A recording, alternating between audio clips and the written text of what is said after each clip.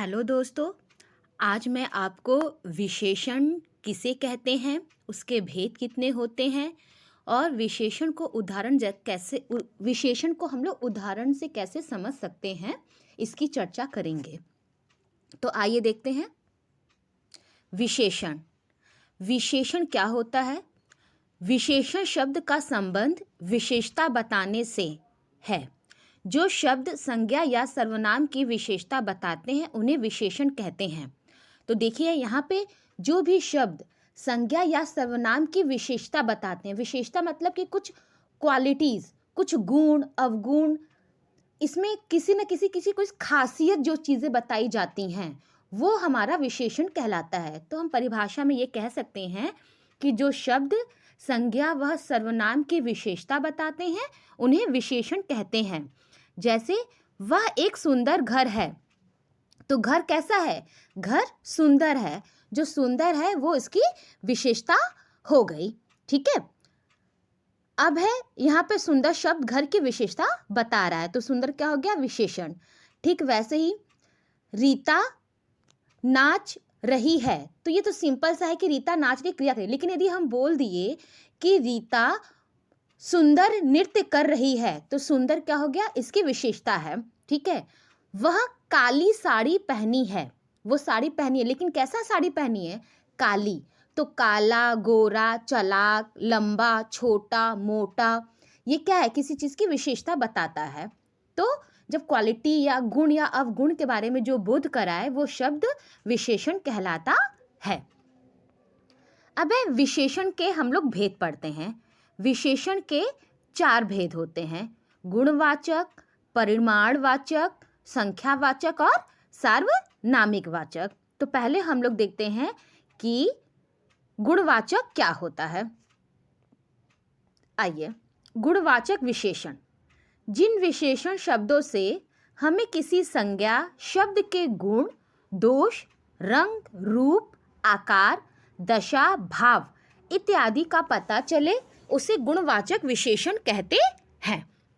मतलब कि जिन शब्दों से हमें संज्ञा के गुण के बारे में, उसके रंग के बारे में, उसके दोष के बारे में, उसके आकार के बारे में, रूप के बारे में पता चलता है, उसको गुणवाचक कहते हैं। जैसे गुण से ही समझ में आ रहा है कि कुछ ना कुछ क्वालिटीज, कुछ गुण होने चाहिए, कुछ गुण बताता है। जैसे शाहरुख एक कुशल अभिनेता है, तो शाहरुख खान कैसा? अभिनेता तो बहुत है, लेकिन यहाँ पर शाहरुख एक कुशल सक्षम अभिनेता है। और एक और उदाहरण है, जैसे राम लंबा लड़का है, तो लंबा क्या है? लंबा उसकी क्वालिटी बता रहा है, उसका गुण बता रहा है कि राम कैसा लड़का है? राम लंबा लड़का है। ठीक है। दूसरा क्या है? दूसरा है संख्यावाचक। दूसरा क्या है? संख्यावाचक विशेषण, जो कि नाम से ही स्पष्ट हो रहा है। संख्या मतलब हमें नंबर का बोध होता है। हमें किसका होता है? नंबर का बोध हो जाता है। जो विशेषण संज्ञा सर्वनाम की निश्चित या अनिश्चित संख्याओं के विषय में बताते हैं उन्हें संख्यावाचक विशेषण कहते हैं। निश्चित संख्या भी हो सकती है और अनिश्चित भी। निश्चित जैसे 1, 2, 4, 5 किलो, 6 किलो, और अनिश्चित में कुछ, थोड़ा, ये हमारा अनिश्चित है। तो ऐसे शब्द जो कि हमें संख्या का बोध करवाएं, जो कि निश्चित भी हो सकता है और अनिश्चित भी, उन्हें संख्यावाचक विशेषण कहते हैं। जैसे यहाँ पर उदाहरण दिया है, 2 पुलिस वालों ने मिलकर चोर को पकड़ा।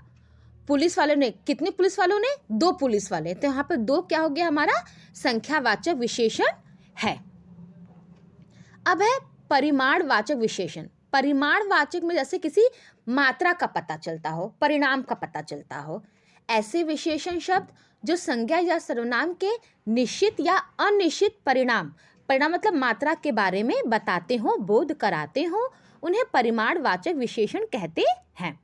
जैसे 5 किलोमीटर लंबा रास्ता कितना बता रहा है? मतलब ये परिणाम बता रहा है कि कितना लंबा रास्ता है, तो 5 किलोमीटर लंबा रास्ता है।